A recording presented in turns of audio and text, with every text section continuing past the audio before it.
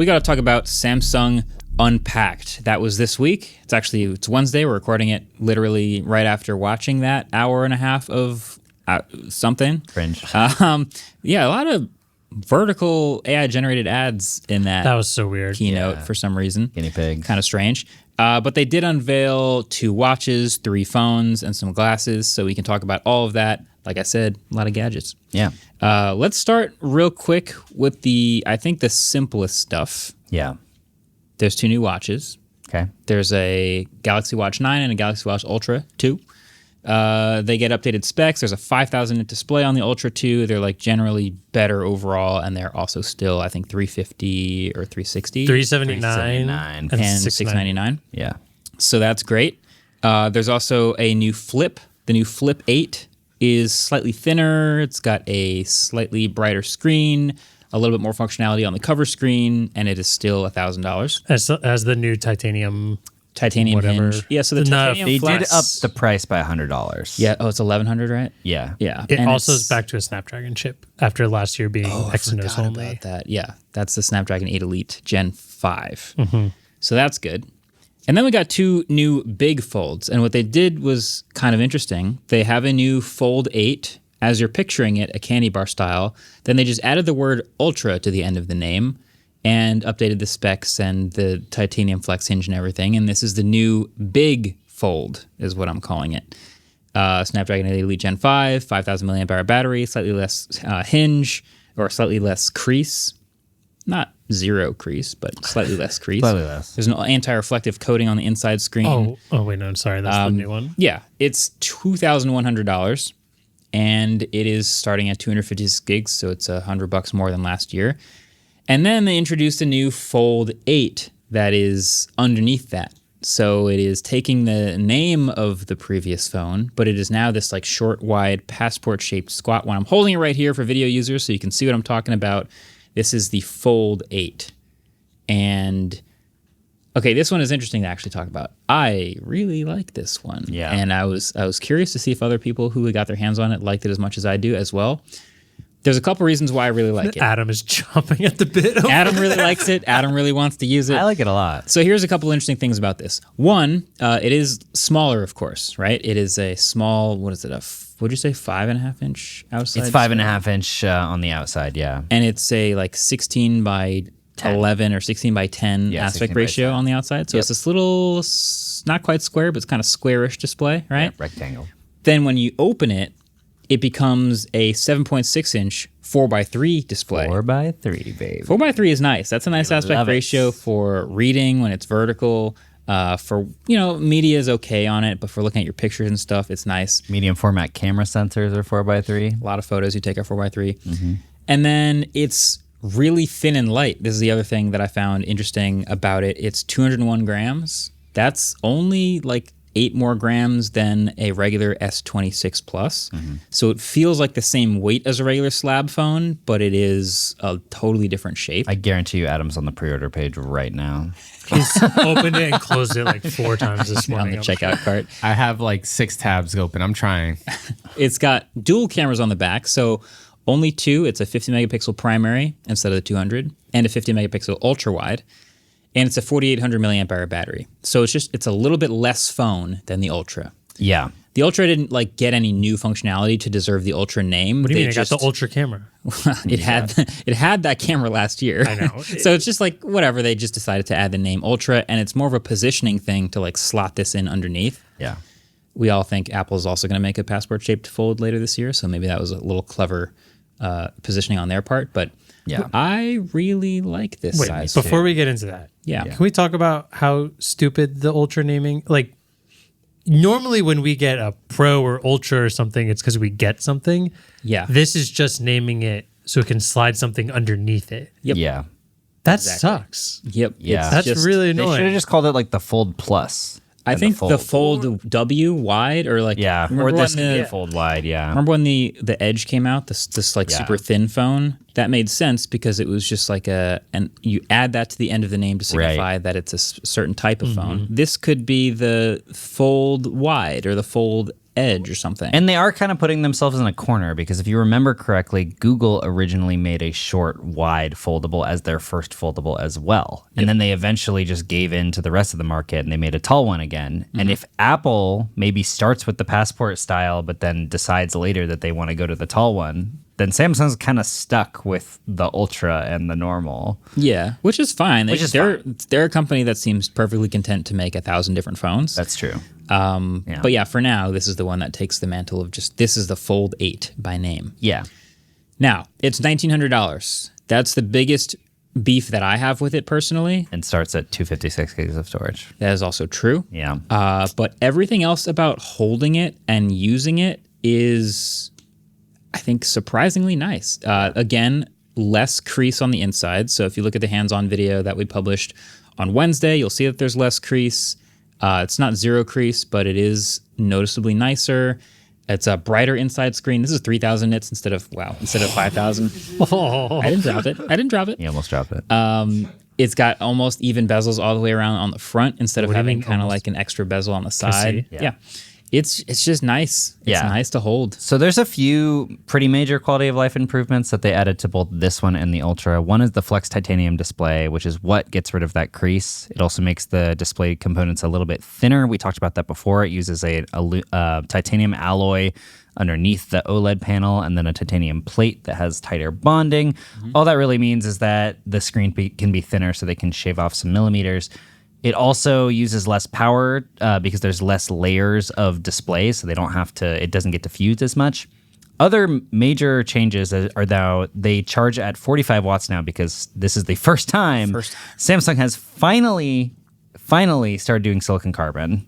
However, in our briefing, everyone was like, "So it's silicon carbon, right?" And Samsung was like, "We are beginning to use silicon in our batteries." And everyone's like, "So it's silicon carbon." They were like, "We're experimenting with using a bit of silicon." It's weird. It's almost like they didn't want us to say it or think about it as a silicon carbon battery. They're like, it's still a lithium ion battery. We should title this podcast episode Samsung switches to silicon carbon. That's so silly. It's strange. It's like, look, they get some benefit out of it. They get higher density, so they get a 5,000 milliamp hour battery on the big Fold and 4,800 on this one. Which is pretty awesome for that one. I feel like this one is going to be the battery king because it's like way less screen. Less outside screen, 4,800. That's pretty nice. It also is the first time they've bumped up charging speed. Yeah. So 45 watt charging and 20 watt wireless charging. Yeah. So they're getting some of the benefits of what we've seen from all these silicon carbon batteries, but it's not like I'm holding in my other hand for audio listeners the OnePlus 15, which is a 7,000 milliamp hour battery with like 90 watt charging. And it's not full. RIP. RIP. And so it's like these other companies are using way more silicon in the anode, from my understanding, and they're being much more aggressive with it. But potentially, as we saw in our video, also dealing with more risks, potential swelling, other things that could go wrong in the long-term future. We don't know. Samsung, extremely conservative in that department, but they're using a little bit more silicon. For a reason. And delivering respectable battery, we think. Samsung just has PTSD because the Note 7 kept exploding and because all Samsung phones, if you don't charge them over a certain period of time, the batteries just pop out the back. Yeah. They clearly have the worst battery every issues. Samsung phone, I swear. It's like only, Anyway. Yeah. It's not only Samsung phones, but it's every Samsung phone. So we'll see how it ages in the long term. What is it? It's not every phone that swells is a Samsung, but every Samsung phone swells. Exactly. Yeah. Exactly. So no Qi 2 because they didn't want to put the magnets in the back because they needed to keep it thin, they say. However, Qi 2 ready, baby. Yep. Which, if you remember, means I that hate this so much. there will be magnetic cases that allow for Qi 2 compatibility. Or you just need to put a sticker on the back, like a pleb. Yeah, like a pleb. Just like the OnePlus. Just like every other phone, honestly. Yeah, just like every other phone. Yeah. So there are a few kind of interesting updates to the software on the Ultra, and I think on this one as well. There's that Gemini automated tasks thing that they introduced last year where Gemini can basically just like order DoorDash for you and stuff like that. And on the Pixel, when they were having it on the Pixel last year, you can just see it tapping all the buttons for you. That's crazy. On this one, it will do that, but it'll do it in a small window so you can see it happening, but you can do other stuff while it's doing that, which is nice, I suppose. Very strange. Picture-in-picture Picture automation. Yeah. There's also a new Now Nudge feature on the Flip, where if you don't know what Now Nudge was, which I don't blame you. I think it's on all that of was the them. product No? mix. It's on all of them, but the Flip is the one where it's like the most prominent. It's this little pill that'll like kind of come in when it thinks that you can do something interesting. So for example, on these phones, when someone texts you and says, and you have it open, someone texts you and say, what's your calendar like next week? What does your calendar look like next week? A little thing will like float in from the side, and if you tap it, it'll open your calendar and split screen. So you just like quickly see. And I think that's kind of Split screen cool. is nice. Magic Q, but outside Rebranded. of, and not only in messages, right? Like Yeah, it's a little more things. inside the software. Yeah. And on the Flip, they now have these like generative UI Now Nudge cards, which is interesting for Now Brief and stuff like that, where you can say to it like, I want to know what the pollen levels are like every morning. And then it'll like generate a UI for a little card that every morning will tell you what the pollen levels are going to be like. How well this works, I don't know. It seemed like it was pretty on the rails. They only had like 3 categories for it. They had weather, videos, which I think is just like YouTube video updates. Nice. And what was the last one? Like health. So I'm assuming it'll like, you can say, tell me what my average heart rate was every morning or something like that. Or how did I sleep? Something like that. You need one that's like, tell me if it's going to rain for only more than 2 hours today. Right. And in the future, not in. Honestly, may try that on the Flip. Just to see if it works. Yeah. Google famously likes to announce things at Samsung events, and they announced quite a few things at this event too. Yeah, I feel like we see Rick Osterloh at events for other companies more than events, Google companies. for sure. I mean, at the Pixel event last year, they did all of the AI testing on an S25 Ultra or whatever, right? So, because it wasn't working on the Pixel, which is very ironic. We did have one other really big announcement. What is that? Samsung Galaxy Card. Oh yeah, we got to talk about that. I don't really need to talk about it, but it's there. We need to talk about it. We don't need to talk They about made a it. credit card. They made a credit card. just like the Apple Card. Yeah, just Seems like like the slightly better cash rewards. A couple extra percent. That it has stablecoin now. Oh, boy. Yeah, it's your wallet for all the things. I am wondering, it does say 5% cash rewards on eligible purchases made directly with Samsung. But if you really Samsung your life, think about how much more there is than Apple. Like refrigerator, washer, dryer. Like Samsung can make your whole house essentially. For sure. And if you get 5% cash back on Yeah. all of that, probably can't. But If you're building or buying a house and you plan on buying all Samsung appliances, then I guess you could get the card. Get yourself a Galaxy Card. Yeah. I didn't think about that. That's actually a good point. Yeah. it also, If I you're think, building a studio. I think one of the main things here is it's 3% cash rewards on purchases made on Samsung Wallet. Yeah. So I think it might be a way to be like, we want people using Samsung Wallet even more. Because that's like 1% better than most cards. Anyway, we're not a finance podcast. This is not financial advice Yet. The last thing we have to talk about specifically that we didn't really see coming because they didn't show this at our briefings is that, of course, they used Samsung Unpacked as an opportunity to actually show off the Gemini glasses with Gentle Monster and Warby Parker. They do actually look pretty good, I will have to say. And by show off, you mean they showed them and then turned off the screen before showing any actual Yeah. specs or information about them. Once again, I feel like they announced these like 3 years ago, and they announced this integration or this partnership with Warby Parker and Gentle Monster, and then they just like won't let you see how they work They or did anything show about them. something that had Ellis and I kind of like curious, but they didn't say anything about it, which is that it looked like there's a switch on the glasses Yeah, there's a little switch that would be on the useful to inside. turn off the camera or turn on. It's the camera. probably That would be just interesting. to turn the glasses on and off, but if it's literally a camera power switch, that would be amazing. That would be awesome. Or a physical slide.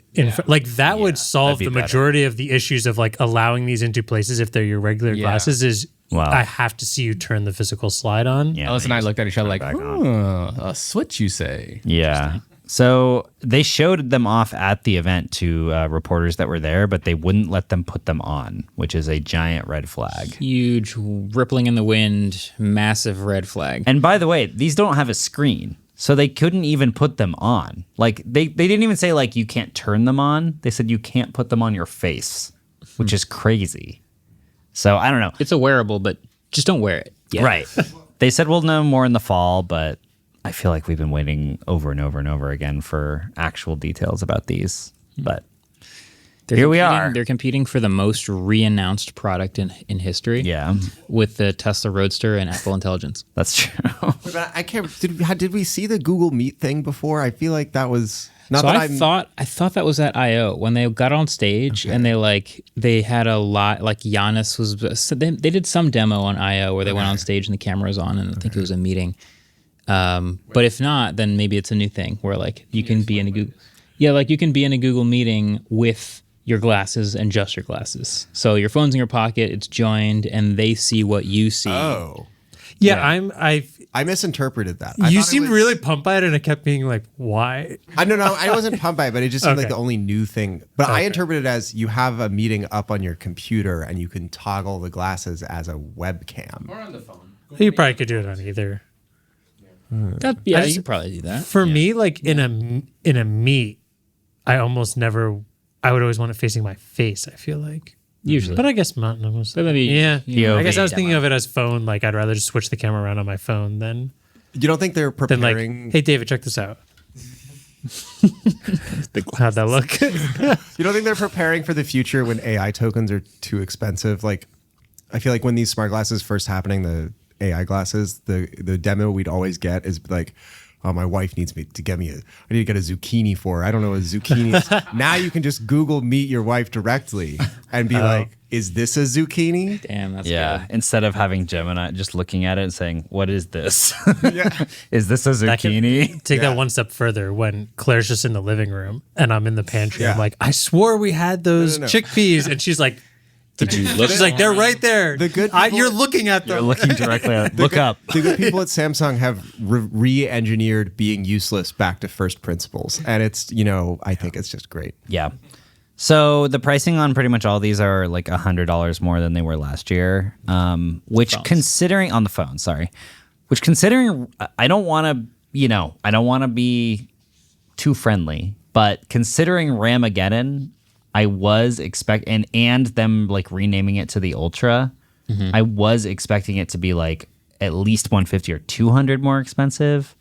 You do still get the same storage, and to be honest, for an Ultra phone, foldable costing $2,100, 256 is not a lot of storage, and that kind of sucks. But I did expect it to be worse. That's all I have to say. I wonder if they can So- get that much worse when you're already at such a high price point. I mean, they could. You're not wrong. It can always get worse. It can always get worse. Apple's will probably be 2,600 is my guess. Yeah, But it'll start that's- at 512 gigs of storage. That's my guess. I was gonna say my two thoughts that I keep having on this small fold, the Fold 8. One is it does feel like this is for a more casual user. Like they kept talking about the Fold 8 Ultra as like the productivity phone. Like Yeah. this is two phones next to each other basically when you open it up and like have two apps side by side, do all this productivity stuff. It's got the most battery, triple cameras, all this stuff. Okay, great. This phone is a little more casual than that. It's still more of a phone than a regular phone, but it's a little more media, a little more like looking at your photos, photo editing if Yeah. you want. A little bit less of like the multitasking productivity it was stuff. weird how they positioned it. I think they just- said something like, it's the size for the everyday person. And I was like, Yeah. you just did the $2,100 and that's not, I guess. Yeah, I guess don't know. I'm thinking of the Fold 8 Ultra as like the power user enthusiast. I'm going to spend $2,000 on this phone and like use the crap out of it and like multitask, email, all this stuff on my phone. Don't they have the same chips? They do, but this is way less screen. Not way less, but this is Not even. less screen. Okay, wait. I have a question. Yeah, Does this one have APV recording? let me check. Yeah, it does. It does in the Probably camera. does. Yeah. It's a different camera. So it's literally just smaller. Yeah, with one less camera. Yeah. Again, Does it have that? the Does it telephoto have the camera ultra makes camera? something ultra, apparently. Yeah. It is. We basically got confirmation that the 3 cameras confirms ultra now because they called it the ultra camera Yeah. because it was 3 cameras. Yeah, okay. I have a hot take too. Okay. They position this as like being the media consumption device, whereas the Ultra, they were like the work device, the productivity device. Right. Nobody is doing productivity on their phone. I kind of did that. With two screen? I would argue. How often do you use the split screen on foldable? On the big fold? Yeah. Yeah. I mean, back This when is I was what I'm scaling it, saying. I would have like one use case that I would do, which was I would have email and notes next to each other, or email and tasks next to each other. And I would Wasn't it occasionally- hard to type on the email if you had to be on like half of the... Well, I'm going back and forth, but yeah, it is usually annoying. Yeah. It's still kind of a small screen to be doing all of this. I think ultimately most people do mostly consumption. And like you said, Andrew, like email is not... I don't know. Email is like neither productivity nor... It is technically productivity, but it's like... It's email. necessity. Yeah. It's just- email. Yeah. It's just email. I would almost argue I think productivity in split screen would work better in this squat wider version because first of all, it's 16 by 10, right? Isn't that Yeah. the aspect ratio of almost every laptop like in Yeah. existence? When it's closed? Yeah. No, when it's open. 4x3 when it's 4x3 when it's open. Oh, 16 by 10 when it's closed. I'm Yeah. an idiot then. Cool. Anyway, but most of the time, I'd rather have width on separate windows than height. Yes. Height doesn't give me a lot of extra information on the thing I'm doing right then, unless I'm sure there's coders out there, but I don't think anyone's coding on. Yeah. You're Yeah, not so vibe coding. Does it have decks? I haven't tried. I will try for you though. I will try. So yeah, anyway, $1,900 for a more casual fold is an interesting spot to land. That's the first thought I had. The other thought I have had, and I mentioned this in the hands-on video, is like we're expecting the folding iPhone later this year. That's no question going to be more expensive. That we're all thinking mid twos, like $2,400, $2,600. Yeah. And I think it's going to be even shorter and even wider. So like more squat, and then you open it and it becomes like 16 by 9. I think that's what we've seen in these like clay models and stuff like that. Wasn't the whole leak that this one, the reason Samsung did this one was because it's like the same screen basically? It doesn't seem like it is. I mean, they're definitely mimicking the passport thing again because we're going back to that. And, maybe this is a better time for that. Like the tech is better for the passport thing. This is now we have silicon carbon, that the phones are thinner. They're more dailyable at this size. So instead of having crappy batteries, it's like, the passport thing actually works again. Yeah. But I do think the Apple one is a little bit of a different shape again than this one. Mac How far we've Rumors come from the Surface Duo. Mac Rumors is saying it's 5.5 on the outside and 7.8 on the inside, which is the same. 7.8 though, because it's a different ratio. Oh. So I think it's 5.5, but it's even more like short on the outside screen. And then when you open it, it's wider than 4x3. Interesting. I believe. That would be funny though, because that outside of that, didn't you say it's 16 by 10, or is the inside 16 by 10? The outside is outside 16 by 16 by 10. 10. Yeah. The inside is 4x3. Well, 16 by 10 is the exact aspect ratio of the MacBook Pro. Yeah. That's So nice. Samsung's doing the Apple ratio, and Apple's doing the who knows ratio. Can I pitch an intro for the review of this? Yes. All right, you dress up like Goldilocks, and you get in the room, and you go, "Oh, this is such a nice phone," and you pick up the Ultra, and you're like, "But it's just too big." And then you, Only if we put you in a bear costume. and then I may have just read Goldilocks Elaine last night, but it's fresh on the mind. What? We couldn't tell. And, Wait, keep going. How does the rest of the and intro then go? you come over, and you're like, "Oh," and you put it down, and you get to the flip, and you're like, "Oh, this is so nice, but it's just too small." And then you come over, and then you open the 8, and you're like, "This is weirdly named, but it's just right." Yeah. For the actual intro, we're going to act all that out, but we're going to replace the dialogue with that. Yeah. You just And then Three Save Bears that just come in MP3. and beat Yeah. the shit out of you. Where does the porridge come into this? I feel like there's got to be porridge. You could start with porridge if you want. He just has porridge dribbling down his shirt, Yeah. looking at the phones. Okay. Well, that's Saying, pretty much banger, it. Banger intro. Banger intro. That's pretty much it. I'm glad we can charge them at 45 watts. Pretty cool.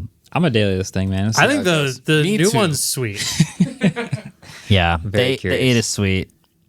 I kind of want the 8, the Fold 8. Like, I just want a phone that's that aspect ratio. I know. Not folding. At the briefing when I was using it, what I was really thinking about a lot is like this doesn't really feel like a phone. It feels like a gadget. I did bring up the Surface Duo, and I was hoping that would go well, and I think it did. We don't invoke that name. I know. But hear me out. The good parts of the Surface Duo, remember the dual embargo? Yeah. Where it was like, Good all part. right, you guys can talk about I think it was triple embargo. body. Not Yeah, to it was interrupt, 3 but I think it was embargoes. triple embargo. The first embargo was like, you can talk about the hardware. hardware. Just do not turn it on. Do not show any of the software. Do not review it. Yeah. Then so the first one comes out. We all, of course, want to be in the first wave to be like, hey, I have the device. I'm starting to test it. I'm allowed to talk about the hardware.